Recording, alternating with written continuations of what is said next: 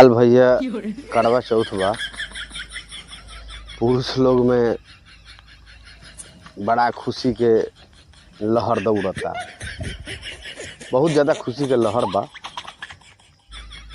पुरुष आ महापुरुष दोनों में बहुत लहर दौड़ता खुशी के।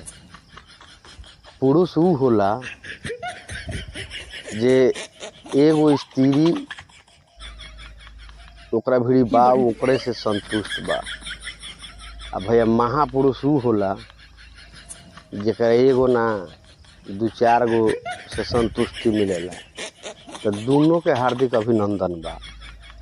आ ज्यादा खुश होइला के जरूरत नहीं है भैया, ई खुशी बस काल भर के बरले बा। एक दिन पूजा पाठ आरती भजन होई, एकरा बाद में भैया 365 दिन तक गजन होखबे करी।